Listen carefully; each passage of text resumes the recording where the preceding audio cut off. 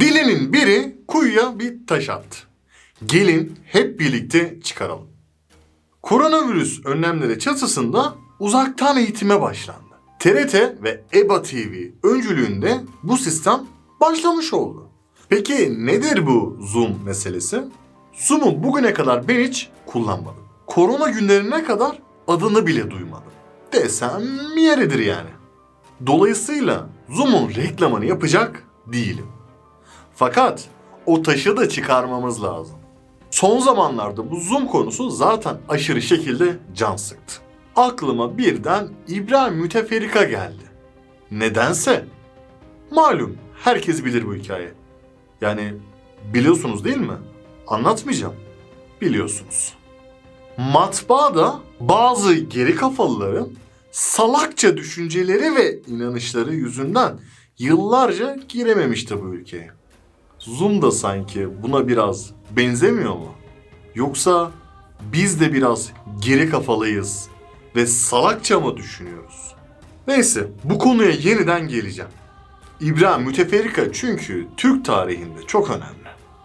İsterseniz en başından Zoom konusuna bir başlayalım. Nedir bu Zoom? Zoom en basit haliyle videolu görüşme programı diyelim hadi. Skype gibi, FaceTime gibi, WhatsApp görüntülü görüşme gibi. Ama bir farkı var. Birebir görüşmeden ziyade toplantı için tasarlanmış bu program. Diğer programlardan farkı ise oldukça basit olması. Programı yüklemekle profesyonel bir toplantı başlatmak arasında birkaç dakikalık süre var. Yani farazi şeylere takılmıyorsunuz. Birkaç dakika önce kurduğunuz programla bir anda kendinizi dersin ortasında bulabiliyorsunuz.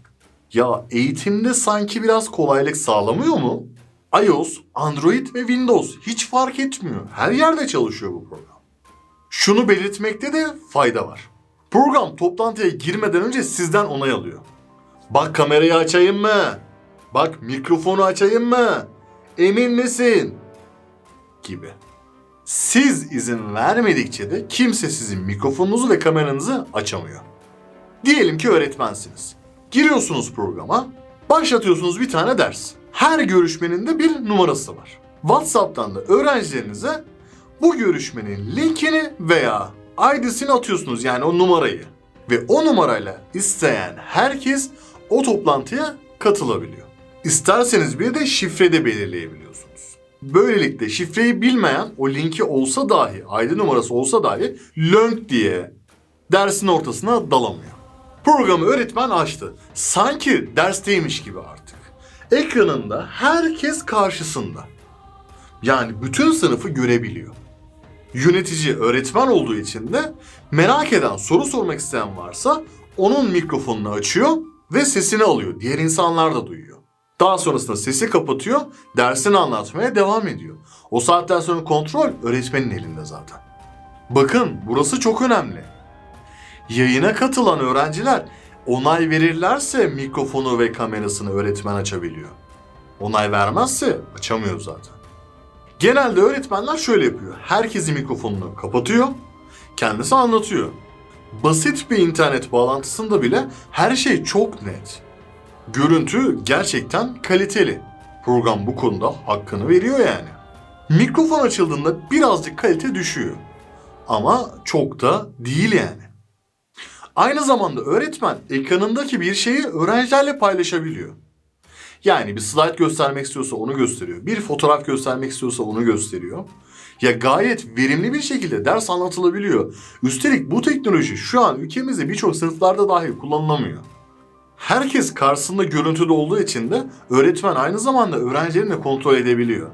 Hani telefonla mı oynuyor? Yoksa dışarıya mı dalmış? Aynı sınıf ortamı gibi. Üstelik herkes kendi evinde rahat bir ortamında. Yani aslında korona gibi bir problem varken öğretmenlerin arayıp da bulamadığı şey. Ya aslına bakarsanız profesyonel eğitim böyle olamaz mı acaba? Acaba okullar artık bu şekilde dönemez mi? Düşünülebilir. Dünyada da birçok ülke şu anda bu sistemi kullanıyor. Onun dışında birçok şirket de zaten bu programı kullanıyordu. Nedir bu Zoom? 2011 yılında Amerika menşeli bir şirket. Şu anda CEO'su bir Çinli. 2013 yılından itibaren bulut tabanlı görüntülü konferans sağlayan bir kuruluş. Piyasa değeri 2016 yılında 1 milyar doların üzerine çıkmış üstelik. Yani sıradan merdiven altı bir şirket de değil yani bu Zoom. Zor günlerde de bizim imdadımıza yetişti. Çocuklarımızın ve genç nesillerimizin eğitimine en büyük desteği bu Zoom sağladı. Derken medyada haberler türemeye başladı. Neyse. Geleceğim. Onlara da geleceğim. Bu Zoom'u kullanmaya milli eğitim öğretmenleri zorlamadı. Dedi ki ya yapın işte bir şeyler. Öğretmenleri teşvik etti yani. EBA'yla kalmayın dedi. Yani aslına bakarsanız bu Zoom'u biraz daha insanlar buldu devletten ziyade. Çünkü Zoom bu iş için biçilmiş kaftandı. Başta da dedim ya çok kullanışlı ve basit. Ve aynı zamanda da sistem her şeyi kaldırabiliyor. Gelelim bu medyadaki haberlere. Zoom sizin bilgilerinizi çalıyor. Banka bilgilerinize ulaşabilir. Kişisel verilerinizi çalabilir. Herkeste kurulmuş olan Zoom artık teker teker kaldırılmaya başlandı. WhatsApp grupları, Face grupları ve Twitter bununla çalkalanmaya başladı. Aman aman herkes kaldırsın dendi. Bazıları da şey dedi. Ay canım ne olacak bankacılık programı kullanıyorsan telefonundan kaldır, laptopta kullan dedi. Bazıları da şöyle bir şey söyledi. Yok efendim Zoom'da velilerden izin almadan görüntüleri kaydederseniz ve dava açılırsa 50.000 TL tazminat ödemek zorunda kalırsınız. Aman herkes kaldırsın. Herkes kaldırsın bu Zoom'u tamam mı? Kesinlikle çok zararlı. Neyse. Zoom kullanan bazı öğretmenlerin de hesabından 58 dolar para çekilivermiş. Bu öğretmenler durumu idare amirlerine de söylemiş. Milli Eğitim Bakanı da bu konuyu konuşmak üzere 81 il Milli Eğitim Müdürü'nü acil toplantıya çağırmış. Bak. Bu çok önemli gazetelerde haber oldu ya. Bir gün sonra da bakanlık yalanladı. Yok böyle bir şey diye. Ula o kadar büyük gazetesiniz siz ya. Ayıp değil mi ya bu? Amacınızı biliyoruz ama merak etmeyin. Videonun sonunda onu da açıklayacağım. Bu bahsedilen güvenlik açıklarına geçelim mi? Bahsedilen sözde güvenlik açıkları. Bir bakalım isterseniz. Bu konuyu araştırmak için ta Fizan'a kadar gitmeye gerek yok. Bu konu zaten bütün dünyanın gündeminde olduğu için dünyanın ünlü bilişim eleştirmenlerini takip etmeniz yeterli. İngilizce bilmenize falan da gerek yok. Hani biliyor musunuz bilmiyorum ama o Google böyle sağ tık yapınca Türkçe'ye çevir diyorsunuz çeviriyor. Haberiniz var mı bilmiyorum ama. Yani internetten de basitçe bu bilgilere ulaşabilirsiniz ya. Toplantı numarasını bilen bir kişi hemen derse katılıp pornografik içerik veya virüs yazabiliyormuş. Çünkü programda chat bölümü var. Öğrenciler oradan yazılı da soru sorabiliyor. Ama böyle bir paylaşım olabilirmiş. Bu da güvenlik açığı oluşturuyormuş. Madem böyle bir şeyden korkuyorsunuz, parola koyun olsun bitsin. Bir de şöyle bir şey var. Öğretmenin bilgisayarını hackerlar hackleyecek, öğrencilerin görüntülerini kaydedip internette yayınlayabilirmiş. Adamın ne işine yarayacaksa. Öğrenciler ders dinlerkenki görüntüsü çok önemli zaten. Bir diğer ihtimal de şu güvenlik açığı. Bu görüntüleri öğretmen kayıt altına alabiliyor.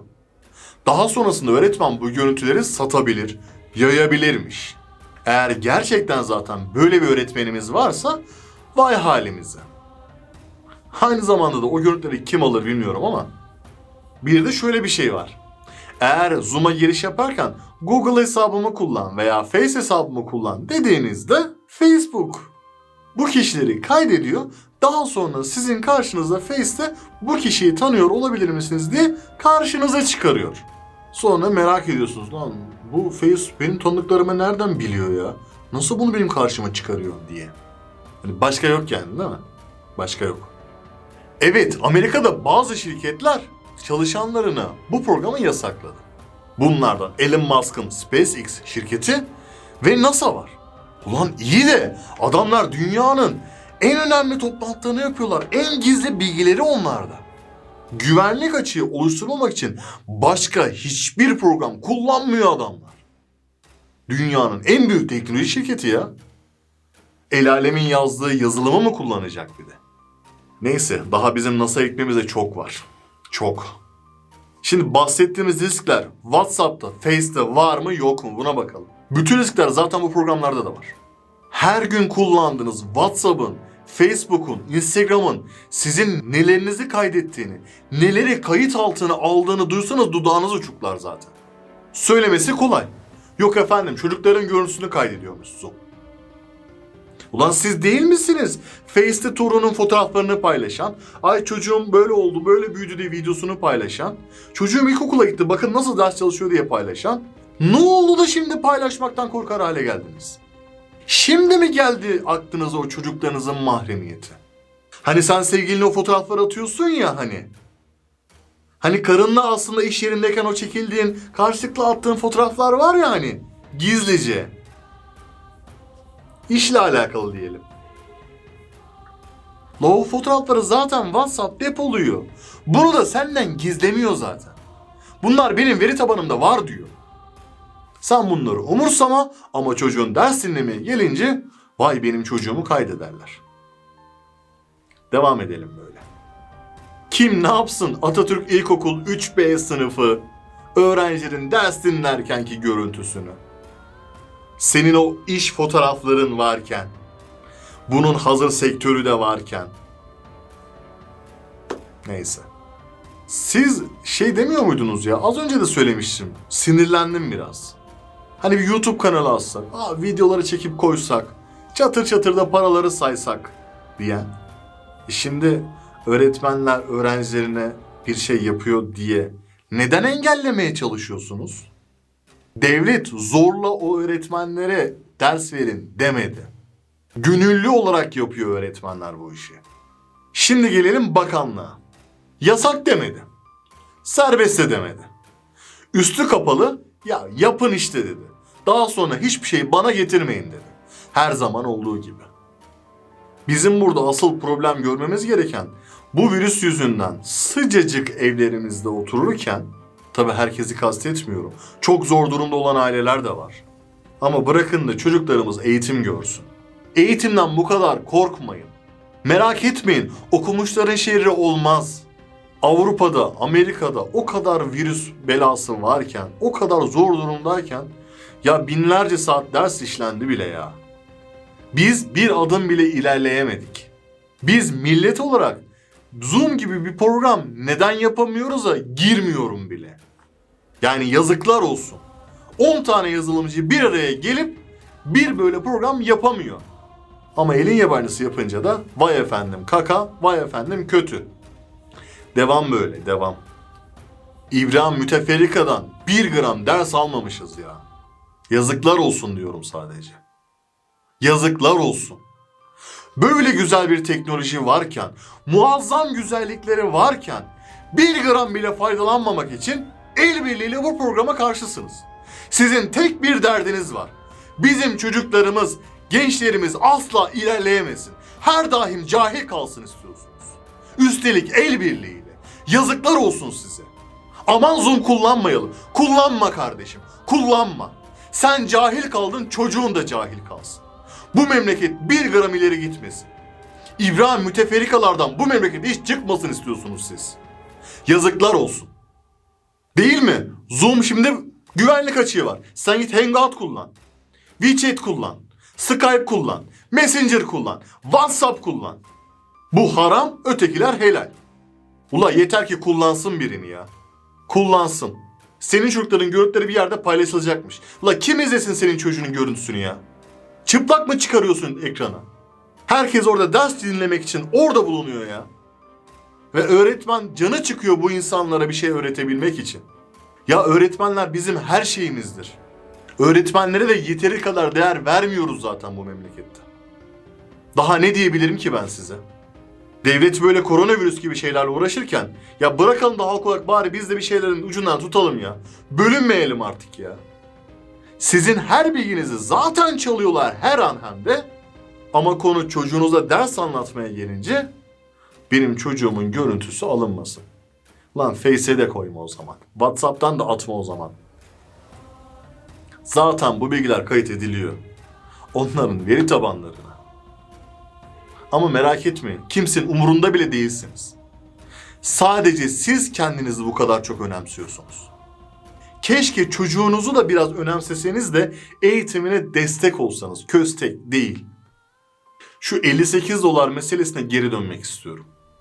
Orada çünkü yanlış bilinen bir şey var. Onu orada açıklamadık, burada açıklayalım. Program bazılarından 58 küsür dolar para çekmiş. Bu konunun iki yanı var. Birinci yanı şu. Adamlar yıllarını vermiş, o kadar mühendisler, yazılımcılar çalıştırmış ama dünyanın en iyi adamları ha. Para pul umurlarında değil, insanlığa hizmet olsun. Verelim kullansınlar programı demiş. Öyle mi yani? Ula illaki bir bedel alacaklar. Ha adamlar şöyle bir güzellik de yapmış ha. 40 dakikaya kadar belli bir kullanıcıya kadar sana demiş bedavalı, reklamsız kullan ya. Daha fazlasını istiyorsan ben senden ücret alırım. Ama bahsedilen gibi senin onayını almadan hiçbir şekilde para almıyor. Üstelik bir tek bu programda değil, hiçbir program almıyor. Alamaz da. Diyelim ki İngilizcen yok. Mal bir anına da denk geldin. Verdin kredi kartı bilgilerini. Sıkıntı değil güzel kardeşim. Hemen atıyorsun bir tane mail adamlara. 30 gün içerisinde paranı iade alıyorsun. Ama biz Türk milleti olarak biraz yabancıyız bu kavramlara. Öyle programlara filan biz para vermeyiz yani. Enayi miyiz la biz? Hemen buluruz cracklisini. Yükleriz olur biter. Ne uğraşacaksın ya? Neyse şimdi uzatmayalım bu konuyu. Ama bu konuyla ilgili de video çekebiliriz ha. Bu da güzel bir özelliğimiz. Programa neden para verelim? Enayi miyiz biz? Hırsızız. Ama kısaca özetle 58 küsür doları senin rızan olmadan sittin sene alamazlar senden. Yanlışlıkla bile kredi kartı bilgilerini girdiysen at bir tane mail, al paranı geri arkadaş ya. Ama başka bir sebepten kaynaklı telefonuna, bilgisayarına virüs mü girdi? Banka bilgilerini ele mi geçirdiler? Ve senin kredi kartından para mı çektiler? Hiç mühim değil ya. La çeksinler ya, sonuna kadar çeksinler. Hemen gidiyorsun bankaya. Diyorsun ki bu harcama benim değil. İtiraz ediyorsun. Ve banka senin zararını karşılıyor. Senin paranı korumakla banka sorumludur. Bunu kim diyor? Kanun diyor. Ama biz cahil olursak o paramız bizim kredi kartımızdan alınır. Biz de deriz ki vah tüh vah dolandırıldık eyvah. Lütfen çocuklarımıza sahip çıkalım. Öğretmenlerimize sahip çıkalım. Teknolojiye artık ayak uyduralım. İbrahim Müteferrika olayına dönmesin artık. Kanala abone olarak destek olmayı da unutmayın. Kendinize iyi bakın. Görüşmek üzere.